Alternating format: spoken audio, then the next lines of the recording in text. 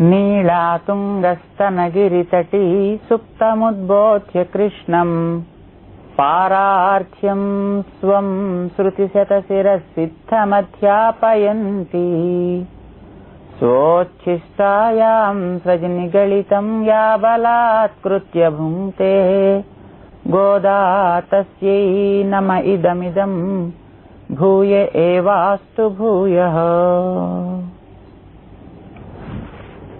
ప్రియ భగవద్బంధువులారా, మన ధనుర్మాస వ్రతంలో ఈరోజు 2వ రోజు. వ్రతానికి ఆండాళ్ తల్లి అక్కడ చేరిన వారందరినీ కూడా సంసిద్ధులను చేసి, వ్రతం ఏం చేస్తున్నాం, ఎవరి కోసం చేస్తున్నాం, వ్రతానికి ఫలితం లభిస్తుందా, ఇచ్చేవాడెవడు, ఏ రకమైనటువంటి వాళ్ళు దీనికి యోగ్యులు అనే విషయాన్ని గురించి మొదటి పాటలో పాడిన తర్వాత, ఈనాటి 2వ పాటలో ఈ వ్రతాన్ని ఆచరించేటప్పుడు కొన్ని నియమాలు మనం కోరి చేస్తాం. అవేమిటి మన ఆండాళ్ తల్లి చెప్తోంది. సాధారణంగా భగవంతుడు అనేటటువంటి ఒక అద్భుత తత్వాన్ని కోరిన వాళ్ళు కూడా ఏవో కొన్ని నియమాలు పాటిస్తారు. అయితే అవి పాటించాలి అని నిర్బంధంతో పాటించేవి కావు. సామాన్యంగా చిన్న చిన్న వ్రతాలు చేసేటువంటి వాళ్ళు ఏదో బాధపడుతూ అయ్యో ఇది చెయ్యాలి కాబోలు, ఇది మానాలి కాబోలు అనుకుంటూ చేస్తారు. కానీ అద్భుతమైనటువంటి బంధం కలిగిన భగవంతుణ్ణి కోరి చేసేటటువంటి వాళ్ళు ఆ భగవంతుడి మీద ఉండే ప్రేమ చేత ఆ ప్రేమ ఎట్లా నడిపిస్తే అదే ఒక పెద్ద నియమం అవుతుందన్నమాట. తర్వాత వాళ్ళందరికీ సహజ ప్రేమ కలిగిన వాళ్ళకి నియమాలు వాటంతటవే సిద్ధిస్తాయి. అది లేని వాళ్ళకైతే నియమాలను అలవాటు చేసుకోవాలి తప్ప, అది ఉండే వాళ్ళకి ఇవి నియమాలు అవి నియమాలు అని చెప్పాల్సిన అవసరం లేదు. తన పిల్లలు అని అనుకున్నటువంటి తల్లి ఆ చిన్నారి శిశువుని ఎట్లా పట్టుకోవాలి, ఎట్లా ఎత్తుకోవాలి, ఎట్లా తినిపించాలి అనేది ఎవరిని అడగదు. ప్రేమే వెనకాతల తోస్తుంటే తను చేస్తుందన్నమాట. మన గోపికలందరికీ కూడా శ్రీకృష్ణ ప్రేమ సహజం కనుక వాళ్ళు ఏవి ప్రేమతోటి పాటిస్తారో అవే తర్వాత వారందరికీ కూడా నియమాలు అయ్యాయి.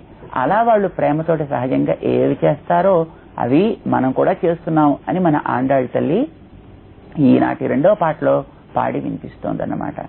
ఈ పాటలో మన ఆండాళ్ తల్లి ఎంత ఔదార్యాన్ని ప్రదర్శిస్తుందో, కేవలం మా ఊర్లో ఉండేవాళ్ళు, మా ఇంట్లో ఉండేవాళ్ళు, మా రాష్ట్రానికి చెందిన వాళ్ళు, మా దేశస్థులు ఏమి చెప్పలే, వయ్యత్తు అంటూ ఈ భూమి మీద ఉంటూ ఉంటే చాలు, రండి ఈ వ్రతం ఆచరించడానికి అర్హులే అంటోంది. ఆ పాట ఏం పాడిందో మనం కూడా ఒకసారి పాడుకుందాం. ఆండాళ్ తిరువడిగళే శరణం. வையத்து வாழ்வீர்கள் நாமும் நம்பாவைக்கு செய்யும் கிரிசைகள் கேளீரோ. பார்க்கடலுள் பைய துயின்ற பரமன் அடிபாடி நெய்யுண்ணோம் பாலுண்ணோம் நாட்காலே நீராடி மையிட்டெழுதோம் மலரிட்டு நாமுடையோம் செய்யாதன செய்யோம் தீக்குறளை சென்றோதோம் ஐயமும் பிச்சையும் ஆந்தனையும் கை காட்டி உய்யுமாறென்றி உகந்து ఏలోరెంబావాయి. ఆండాళ్ తిరువడిగళే శరణం. ఏమిటి పాటలు మన అమ్మ చెప్పింది. ఇది ద్రావిడ భాషలో ఉండేటువంటి పాటలు అయితేనేం కనుక మనకు కావలసిన మంచిని హితాన్ని చెబుతున్నాయి కనుక వాటిని మనం అనుసంధానం చేసుకుంటున్నాం, మనం తలుచుకుంటున్నాం. ఇందులో మన అమ్మ పిలుస్తోంది మొట్టమొదట భూమి మీద ఉండేవాళ్ళంతా రండి అంటోంది. ఈ భూమి మీద ఉన్నారంటే ఒక పెద్ద గొప్ప. ఎందుకోసం అంటే ఏ లోకానికి వెళ్ళాలి అన్నా ఈ భూమి నుంచే వెళ్ళాలట. శాస్త్రాల్లో పైలోకాల గురించి క్రిందలోకాల గురించి వర్ణన ఉంది. పుణ్యం చేసుకున్నవాడు గొప్ప లోకాలకు వెడతాడని, పాపం చేసుకున్నవాడు నరకాది లోకాలకు వెడతాడు అని చెప్తోంది. పుణ్యం లోకాల్లో ఉండేవాడు పుణ్యం తరిగినా మళ్లీ భూమి మీదకి రావాలట. పాపలోకాల్లో వాడు పాపం తరిగినా మళ్లీ భూమి మీదకి రావాలట. మరి ఇక్కడ ఈ భూమి మీద ఉండేవాళ్ళు అంటే ఇక్కడి నుంచి నేరుగా నిత్యమైనటువంటి ఆనందాన్నిచ్చే స్థానం మోక్షం అంటారే, అక్కడికి వెళ్లాలన్నప్పటికీ కూడా ఇక్కడి నుంచే వెళ్ళాలట. మరి ఇక్కడ ఉన్నామంటే మనం అలాంటి మార్గాన్ని కనుక వెతుక్కోగలిగామా, దాన్ని ఆచరించగలిగామా, ఇక్కడికి అక్కడికి వెళ్లి ఇవి అవి వెతకాల్సిన అవసరం లేకుండా నేరుగా సద్గతిని పొందగలం కదా. ఇక్కడ ఉండగా సుఖించడానికి కావలసినవి ఈ భూమి మీదే చెయ్యాలి, ఉత్తమ లోకాన్ని చేరడానికి కావలసినవి ఈ భూమి మీదే చెయ్యాలంటే ఈ భూమి ఎంత గొప్పదన్నమాట. ఇది 2 రకాలుగా కీర్తిస్తారు. ఒకటి కావలసిన వాటిని సులభంగా సాధించి ఇచ్చేటువంటి సుక్షేత్రం ఈ భూమి. అంతేకాదు బుద్ధి చెడితే మనిషికి కావలసినటువంటి అన్ని రకాల చెడుగుడాల్ని ఇచ్చేది కూడా ఈ భూమే అని అంటారన్నమాట. కొందరు అంటారు ఈ భూమి నిజానికి తమోగుణం అధికంగా ఇచ్చేది కనుక ఏ మంచి పనులు చేయనివ్వదు. అలాంటి భూమి మీద ఉంటూ కూడా మంచి పనులు చేయాలి అని కోరిక ఎవరికైనా కలిగిందంటే ఆశ్చర్యం అంటారన్నమాట. లంకానగరంలో ఉంటూ రామనామని చెప్పాడు అంటే వాడంత యోగ్యుడై ఉండాలి, విభీషణుడు లాంటి వాడు కావాలన్నమాట. అక్కడ ఉండేవాళ్ళు ఎవరో దాన్ని అంగీకరించరు కదా, చెప్పనివ్వరు. ఎవరైనా ఒక్కడు చెప్పాడంటే వాడు చాలా గొప్పవాడు అని మన వాల్మీకి కీర్తిస్తాడన్నమాట.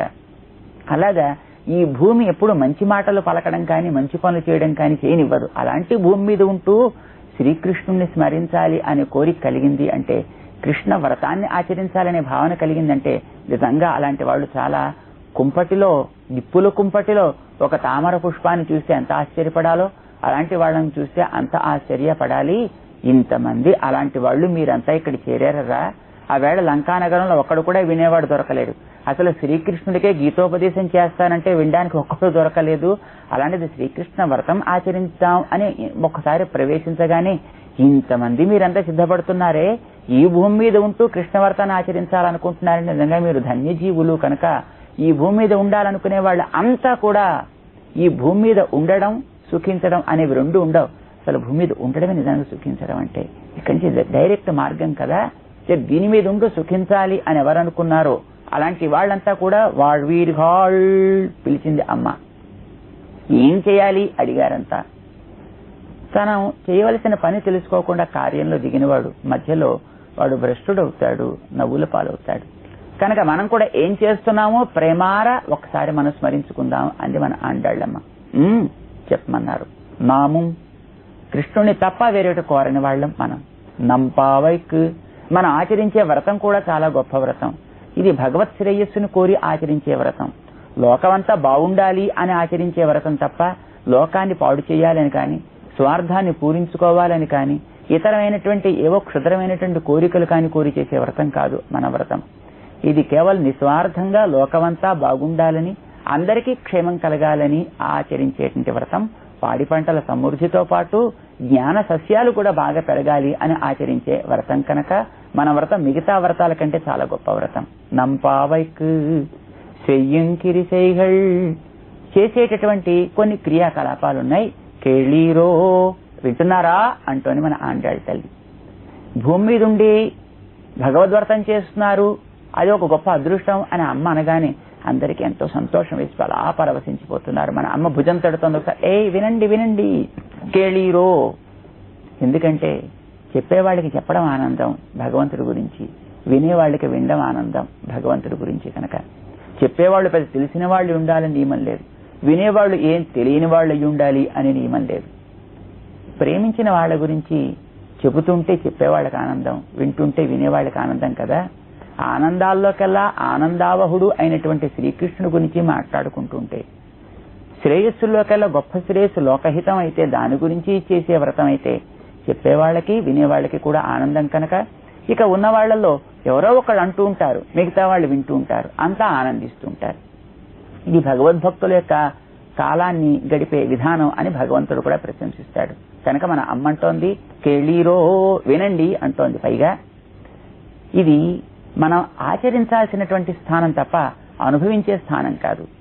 ఏదైనా ఒక క్షేత్రంలోకి వెళ్ళి 5 నిమిషాల్లో ఇంత దీన్ని పని చేసి బయటికి వెళ్ళాలి, తప్పుడు ఫలితం వస్తుంది అని అంటే అక్కడ కూర్చోండి ఏం ఫలితం వస్తుందో అని ఆలోచిస్తూ కూర్చుంటే సమయం అంతా వ్యర్థం అయిపోదా? కనుక ఈ భూమి మీద ఉండేటటువంటి సమయం మానవుడికి చాలా కొద్ది. ఏ క్షణంలో అది అయిపోతుందో ఎవరికి తెలియదు. కనుక ఉండే కొద్ది సమయంలో అరే మనకు అది అవుతుందో అవ్వదో, కలుగుతుందో కలగదో, అది ఇలా తగునో తగదో, ఇట్లాంటి సంశయాలతోటి మనం కనుక సమయాన్ని వ్యర్థం చేసుకుంటే ఉన్న సమయం అయిపోతే మనం చాలా నష్టపోతాం. కనుక పదండి వెంటనే వినండి మొట్టమొదట అంటూ వినడమే ఒక పరమ పురుషార్థం అని మన అమ్మ కేళీరో అని ఒకసారి సంబోధిస్తోంది. సరే చెప్పు ఏం చెయ్యాలి అడిగారు మన వాళ్ళంతా. ఇప్పుడు మన అమ్మ ఒకటి మనం చేసేది, ఒకటి మనం మానేది, ఇవి రెంటిని కూడా పర్యాయాన్ని చెబుతోంది. మొట్టమొదట లేస్తూ మనం చేయాల్సిన పని ఏమిటి? పార్కడలుల్ పైయత్తు ఇంద్రా పరమనడి పాడి. ఇది మొట్టమొదటి మన నోరు ఉన్నందుకు చేయాల్సినటువంటి పని. ఏంటది? పార్కడలుల్ పాలకడలిలో పై ఎత్తు ఇంద్ర మెల్లగా కనులు మూసినటువంటి నిదురించినటువంటి ఒక స్వామి ఉన్నాడు. ఆయన క్షీరసాగర శాయి అని అంటుంటారన్నమాట. భగవంతుడు పరమపదంలో మనందరినీ కూడా ఆలోచిస్తూ మనం బాగుపడాలి అని కోరుతూ తన స్థానంలోంచి ఒక మెట్టు క్రిందకి దిగి వచ్చినటువంటి చోటు పాలకడలి. అవతారాలన్నీ అక్కడి నుంచే వస్తాయి అని అంటుంటారు భాగవతాది గ్రంథాల్లో, వేదాల్లో కూడా. ఆ పాలకడల్లో వచ్చినటువంటి స్వామిలో ఉండే ఉపకార గుణం మనకందరికీ తెలుస్తోంది. మనం ఈ దయతోటి వచ్చి ఎప్పుడు మనం ఎలా బాగుపడతామని ఆలోచిస్తూ ఉంటాడనమాట. బయట ఎప్పుడో తండ్రి గారికి తెలియకుండా ఇంట్లో ఉండేటువంటి పిల్లవాడు సెకండ్ షో సినిమా లాంటి చోటుకి వెడితే ఆ తండ్రి గారికి పిల్లవాడు ఇలా వెళ్ళాడని తెలిస్తే కోపం వస్తుందని తెలిసినటువంటి అమ్మ ఆ పిల్లవాడు ఇంటికి రాగానే తలుపు కొద్దిగా కట్టగానే తలుపు తీద్దాం అని జాగ్రత్తగా ఎట్లా వింటూ తాను పడుకున్నట్టుగా తండ్రి పక్కనే ఉన్నప్పటికీ కూడా ఉంటుందో అలాగా పరమాత్మ పాలకడలలోకి వచ్చి ఈ లోకంలో వాళ్ళు ఎవరైనా కలిగిన కష్టాన్ని గుర్తించి భగవన్ రక్షించు అని ఒక్క మాట వాళ్ళు కనుక నోరార పలగలిగినట్టయితే వాళ్ళు ఏం శ్రమ పడక్కర్లేదు, రావక్కర్లేదు, చేయక్కర్లేదు. నేనే వాళ్ళ కోసం ఏ పనైనా చేస్తా, ఏ రూపమైనా తాలుస్తానని అన్ని రకాల రూపాలు దాల్చినటువంటి వాడు కదా. ఇలా రావడానికి కారణం తాను ఏర్పరచుకున్నటువంటి స్థానం పాలకడలి. ఏదైనా ఒక నీటిలో నానబెట్టిన దుంపలోంచి రకరకాల మొలకలు వచ్చినట్టుగా స్వామి అక్కడ పాలకడలో ఎప్పుడూ అవతారాలకన్నిటికీ అది ఒక కందముగా తాను ఉంటాడన్నమాట. అలా వచ్చినటువంటి స్వామి మొదట అడుగిడిన స్థానం కనుక ఆ పాదానికి ముందర మనం ఒక్కసారి కీర్తించాలి, కృతజ్ఞత చెప్పుకోవాలి. ఆయన పాదం మనకందరికీ గుర్తు. శంఖ చక్రాది లాంఛితమైనటువంటిది. శంఖ రథాంగ కల్పక ధ్వజార విందాంకుశ వజ్ర లాంఛితమైనటువంటి ఆ పాదాన్ని మనం ఒకసారి మన మనసులో ధరించి కీర్తించాలి. ఇది మనం లేస్తూ లేస్తూ చేసే పని. పరమన్ అడి పాడి నోరునందుకు పాడతాం, ప్రేమతో పాడతాం. భగవంతుడిని ఒకసారి ప్రేమతో పాడుతుంటే ఇంకా ఆకలే ఉంటుంది కనుక మనకి. కనుక పాడుతూ కడుపు నిండింది కనుక ఇక ఇతరమైనటువంటి ఆహారాలే అక్కర్లేదు. దీన్ని నిజమైన ఉపవాసం అని అంటారన్నమాట. కొంతమంది ఉపవాసం చేస్తున్నామని తినే ఆహారం కంటే మించి తింటుంటారు, పెరిచే ఖర్చు కంటే ఎక్కువ ఖర్చు పెడుతుంటారు ఆ వేళ. కానీ అది నిజమైన ఉపవాసం కాదు. మరి ఏది అంటే ప్రేమించినటువంటి స్వరూపాన్ని నామాన్ని తలుస్తూ ఉండడం చేత ఇక ఇతరమైనవి తినడానికి అవసరం లేదు అనిపిస్తూ అవి వాటంతటా దూరంగా వెళ్లిపోతే అది నిజమైన ఉపవాసం అని అంటారని. మనకి స్వామి పాదాన్ని పాడాం, ఉపకారాన్ని తలిచాం కనుక ఇక ఆకలే లేదు మనకందరికీ. కనుక ఇక్కడ నెయ్యున్నోం పాలున్నోం, మనకందరికీ ఆహారం అయినటువంటి కృష్ణుడికి ప్రీతికరమైనటువంటి నేతిని కానీ పాలని కానీ ఇక మనం ముట్టనే ముట్టం అంటోంది మన అమ్మ. పాడి నెయ్యున్నోం పాలున్నోం అంది. పైగా ఇది శ్రీకృష్ణుని భయపడడానికి మన వాళ్ళు అనే మాట. నిజానికి శ్రీకృష్ణుడు వీళ్ళని ప్రేమిస్తాడు కనుక వీళ్ళు ఆరోగ్యంగా ఉండాలనుకుంటాడు. వీళ్ళు అంటున్నారు మా ఆహారాన్ని మేము మానేస్తాం, నేతిని పాలని మేము త్రాగం అంటున్నారు. తాగబోది చిక్కిపోతారు. వీళ్ళు చిక్కిపోతే వీళ్ళకి కాదు బెంగ, వీళ్ళని ప్రేమించిన కృష్ణుడికి బెంగ. అయ్యో నా వాళ్ళు చిక్కిపోతున్నారే అని అనుకుంటాడు అనమాట. పైగా అందరి హృదయాల్లో ఉండేవాడు ఆ కృష్ణుడే కదా. మనం ఆహారం అందిస్తే లోపల నుండి స్వీకరించేవాడైనా ఆనందించేవాడైనా, మనం తినడం మానేస్తే బాధ కూడా ఆయనకే కదా. కనుక లోపల ఉండేటువంటి స్వామిని భయపెడుతున్నారు అనమాట. మేము నెయ్యే పాలు త్రాగం, నువ్వు అనుగ్రహించి నీ అంతటా నొచ్చి తినిపిస్తే అప్పుడు మేము తింటామంటే స్వామి త్వరగా రావాలి అని మన వాళ్ళ కాంక్షను తెలియజేస్తున్నారు. కాక ఏదైనా వ్రతాన్ని ఆచరించేటప్పుడు బయటి భోగాన్ని కొంచెం తగ్గించుకోవాలి కనుక విలాసవంతములైనటువంటి నెయ్యి పాలు లాంటి భోగ వస్తువులను కొంచెం తగ్గించేస్తాం. నెయ్యున్నోం పాలున్నోం. అంతేకాదు చేసే పని మరొకటి చెప్తున్నారు. నాట్కాలే నీరాడి తెలతెలవారుతుండగానే స్నానం ఆడతాం. ఇదేమిటి ఇప్పటిదాకా స్నానాలు లేవా వీళ్ళకి? లేవు కాబోలు. మరి రోజు చేసేటటువంటిదే స్నానం అయినప్పటికీ కూడా వ్రతం పేరు చెప్పగానే కొంచెం తెలతెలవారుతుండగానే స్నానం చేయడం, సన్నీట స్నానం ఆడటం ఒక ఆనవాయితీ కనుక అది మేము చేస్తాం వ్రతాంగంగా. పైగా కృష్ణుడు తమ కోసం తాను వచ్చినప్పుడు ఇంకా స్నానం సంధ్య లేకుండా ఇంకొక నిమిషం కూర్చో వస్తున్నాం ఇప్పుడే అనడం కంటే మనం సంసిద్ధమై ఉండాలి కనుక నాట్కాలే నీరాడి అంటూ చేసేటో ఒక పని చెప్పారు. ఆ తర్వాత విసర్జించే మరొక దాన్ని చెప్తున్నారు. మయ్యిట్టెడుదోం మలరిట్టు నా ముడయోం, కాటుకని ధరించము పుష్పాలని మేము ధరించి ముడవము అని అంటున్నారన్నమాట. ఇవి రెండూ కూడా ఒక భోగ్య వస్తువులు. దేనికోసం అంటే ప్రేమించిన కృష్ణుడికి ఆనందాన్ని కలిగించాలని. అవి మేము పెట్టాం అంటే తాము అందం లేకుండా ఉన్నట్టయితే కృష్ణుడికి బాధ కలుగుతుంది కనుక తానే స్వయంగా వచ్చి వీళ్ళకి పుష్పాలను ధరింపచేయాలి లేదా కాటుకను ధరింపచేయాలి అని కోరిక అన్నమాట. ఇదివరకు అయితే వీళ్ళు ఎప్పుడైనా కాస్త పుష్పాలు పెట్టుకున్నప్పుడు సక్రమంగా పెట్టుకోకపోతే ఆయన మంచి రసికుడు కనుక ఇట్లా ధరించుకోవాలి మాలికని అని తనే ధరించి చూపేవాడు. ఎప్పుడైనా కాస్త ధరించేటటువంటి కాటుక రేఖలలో కాస్త సక్రమంగా లేకపోతే తనే ఆ కాటుక నీగో ఇట్లా దిద్దాలి అని దిద్దేవాడు. దానికి మేము అవకాశం ఇవ్వము అంటున్నారు, కృష్ణుని భయపెడుతున్నారు అన్నమాట. తాను కాదు కాదు అని వచ్చి ధరింపచేస్తాను తానే అంటే అదే తమకు కావలసింది కనుక ఆ అవకాశం శ్రీకృష్ణుడికి ఇచ్చేటట్టుగా మయ్యిట్టిడుదోం మలరిట్టు నాముడియోం. ఇంతేకాదు చెయ్యాదన చెయ్యోం. మా పెద్దలు ఎప్పుడు కూడా చేయనటువంటి పనులు కొన్ని మేము ఎప్పుడు చెయ్యం. లోకంలో కొన్ని ఇవి చేయవలసినవి అని కొన్ని చెప్పి ఉండొచ్చు, కానీ అది మేము పెద్దలు ఆచరించి ఉండకపోవచ్చు. ఏవైతే పెద్దలు ఆచరించలేదో అట్లాంటివి మేము ఆచరించాం. ఏది మా పెద్దలు ఆచరించనిది అంటే ఎప్పుడైనా భగవంతుడి దగ్గరికి వెళ్ళేటప్పుడు కానీ మంచి వస్తువులను అనుభవించేటప్పుడు కానీ ఒంటరిగా అనుభవించకుండా ఉండడం, ఇది ఎప్పుడు మా పెద్దలు చేయలేదు. మంచి వస్తువు అందరూ కలిసి అనుభవించాలి. తీపి వస్తువును 10 మంది కలిసి భోజనం చేస్తేనే కదా ఆనందం అంటే. అలాగే భగవత్ సన్నిధానికి ఒంటరిగా ఎప్పుడు వెళ్ళిపోకూడదు. 10గురిని చేర్చుకుని 10గురితో కలిసి వెళ్ళడం అనేటువంటి నియమం కనుక భగవదాశ్రయం చేసేటప్పుడు పెద్దల్ని ముందు పెట్టుకునే వెళ్ళాలి అనే నియమం కనుక మేము కూడా అందరం కలిసి వెడతాం. మా పెద్దలు ఏ పనులు చేయలేదో అలాంటి వాటిని మేము కూడా చెయ్యాదన చెయ్యోం. అంతేనా? తీక్కురళై సెన్రోదోం.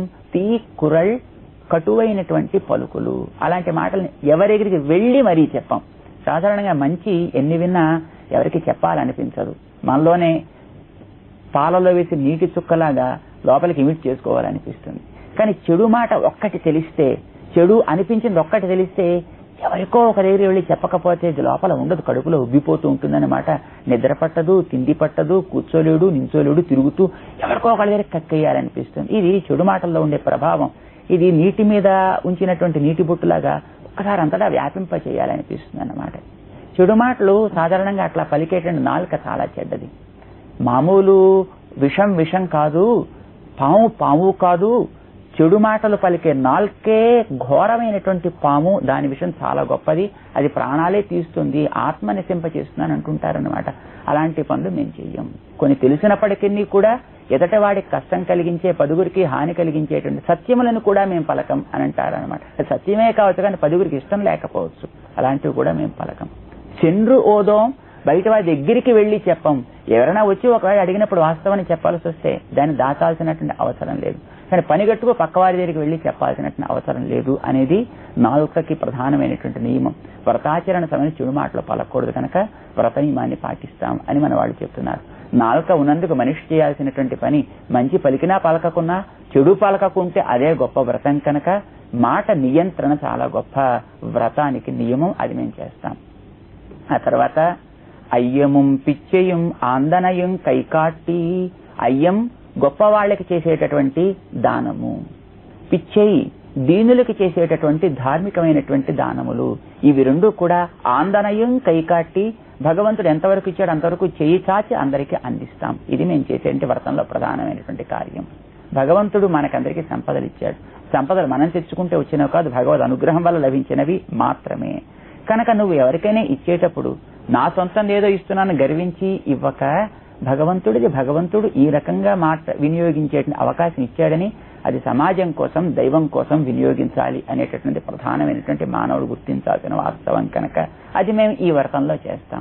అది చేతనైనంత వరకు శక్తికి మించి ఎట్లాగూ ఎవడూ చేయలేడు కనుక దాపరికం లేకుండా చేస్తాం.